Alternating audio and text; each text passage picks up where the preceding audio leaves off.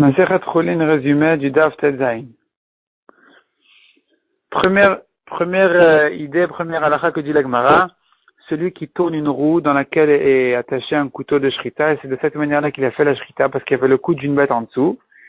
Alors, si c'était fait avec le premier mouvement de la roue, non, si c'était fait avec la main, s'il a tourné la roue avec la main, c'est kasher. Et sinon, eh bien, c'est pas soul. Si c'est avec un mouvement d'eau, c'est pas soul. Sauf si ça a été fait avec le premier mouvement de l'eau. Donc, je mets en rapport le premier mouvement de la roue avec la personne qui a libéré l'eau, qui a tourné la roue.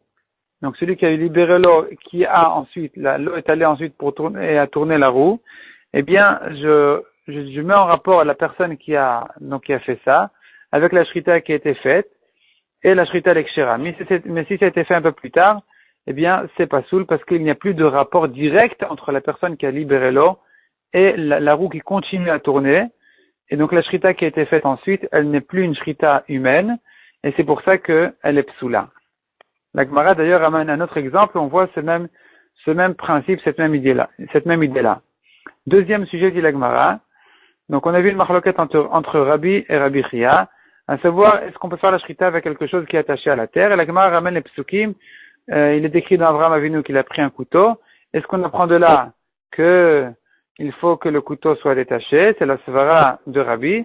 Rabbi Chia dit non, ça vient nous apprendre simplement qu'Avraham Avinu a pris ses précautions. Il a craint de ne pas trouver de couteau, c'est pour ça qu'il a amené de chez lui. Troisièmement, dit la Gemara, au nom de Rava.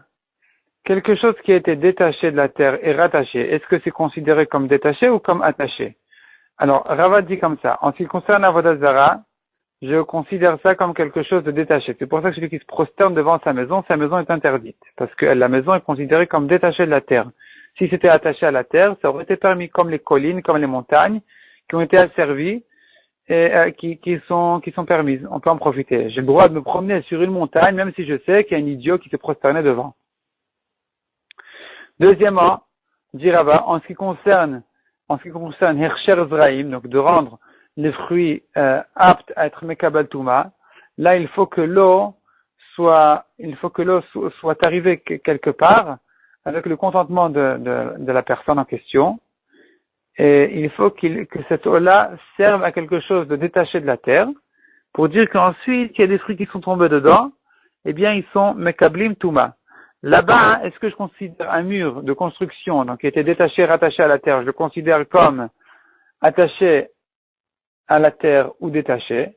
C'est-à-dire, la question se posera dans le cas où un homme est venu, il a placé une assiette au-dessus du mur en question de manière à ce que la pluie arrive et lave le mur. Est-ce que je dis qu'il a prouvé un contentement maintenant pour quelque chose qui est détaché de la terre? Et cette eau-là, dorénavant, elle peut rendre les fruits qui vont tomber dedans Mekabel Touma, Moucharim Lekabel Touma, ils peuvent recevoir dorénavant la Touma. Ou bien je dis que ce mur-là, c'est considéré comme attaché à la terre. Et donc, même s'il a eu envie, il était content que cette eau-là vienne laver le mur, c'est insuffisant encore pour considérer que l'eau est marchir les fruits. Rava dit qu'il y a là-dessus une marloquette Tanaïm, malgré que la Gemara propose une autre explication, sans rentrer dans une marloquette Tanaïm, c'est de dire que selon tout le monde, eh bien, c'est considéré, ce mur en question, il serait considéré comme détaché de la terre. Et donc, si vraiment il est intéressé à laver le mur, eh bien, cette eau-là est marchir les fruits. Le seul cas où on dira que c'est pas marchir, c'est si le mur n'a jamais été détaché de la terre, comme par exemple un mur d'une grotte ou quelque chose comme ça. Rava, par contre, se demande, en ce qui concerne la shrita, est-ce que quelque chose qui était détaché, rattaché à la terre, je le considère comme attaché? Et donc, selon Rabbi, la shrita est psoula, ou je le considère comme détaché, ou la shrita est kshira. Et la Gemara dit qu'en ce qui concerne un couteau qui était planté dans un mur, là, il n'y a pas de safek. Là, évidemment que la shrita, elle est kshira parce que personne n'annule son couteau de shrita dans le mur. Il a l'intention de le ressortir tout de suite après. Et donc là, il n'y a pas de safek là-dessus. C'est pas sur ça le safek de Rava. Le safek de Rava se pose dans un cas où il peut peut-être annuler. Il pense annuler la chose, la laisser attachée au mur. Est-ce que, puisque du fait que c'est à un moment donné détaché, donc la shrita est kshira, même selon Rabbi, ou bien puisqu'aujourd'hui elle est attachée, la chose là en question elle est attachée aujourd'hui au mur, à la terre, donc on devrait dire que la shrita est psoula, ça reste en safek. Ensuite, la Gemara ouvre encore un sujet. Vient Shmuel et dit, on n'a pas le droit de faire la shrita si le cou de la bête, si la bête est au-dessus du couteau. Et la Gemara s'explique, si le couteau est détaché de la terre, si je tiens le couteau dans ma main, je peux faire la shrita même si la bête est debout. Et je viens et je lui coupe comme ça la shrita, eh bien la shrita l'exchera.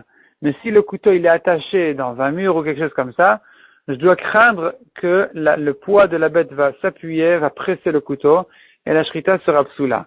En ce qui concerne la volaille, puisqu'il est plus léger, on n'a pas à craindre ça selon Rafapa, et donc même Shmuel sera d'accord que la shrita ekshera malgré que le volaille est au-dessus du couteau. Ensuite, dit la Gemara, encore une halakha, un roseau, on ne peut pas s'en servir pour 5 choses. On ne peut pas s'en servir ni pour la shrita, ni pour la mila, ni pour couper de la viande, ni pour se nettoyer les dents, ni pour se nettoyer une plaie. Et la Gemara explique dans quel cas on a 8 permis le roseau pour la shrita. C'est un roseau spécial qui ne se décompose pas. Ensuite, la Gemara dit, on a vu dans la Mishnah, un kol shochatin, tous font la shrita. C'est pas tous font la shrita, mais c'est qu'on fait la shrita à tous, c'est-à-dire même aux volailles. Et les olam shochatin, toujours on doit faire la shrita. La Gemara enfin explique ce que ça veut dire. Première explication dit Rabbah, ça veut dire que même du temps où on n'est plus en Israël, j'aurais pu croire qu'il est interdit de faire la shrita pour manger à son envie de la viande, de la même manière qu'au désert il était interdit de le faire jusqu'à qu'il fasse un korban. Vient la Mishnah nous apprendre que non, que c'est permis. Donc effectivement quand on était dans le désert c'était interdit, mais dès qu'on est rentré en Israël on s'est éloigné du Beth Amikdash, c'est-à-dire il y avait des gens qui habitaient loin du Beth Amikdash, la Torah a permis de faire la shrita pour manger de la viande. Et évidemment, selon cette explication, selon Rabbah, c'est pas évidemment, c'est ça le chidouche de notre Mishnah. Aujourd'hui encore, malgré qu'on est déjà sorti d'Israël, ce héter-là, il est resté. Un homme peut faire la shrita et manger de la viande sans même en faire un korban. Rav Yosef n'est pas d'accord avec cette explication et il proposera dans le daf suivant son explication à lui-même.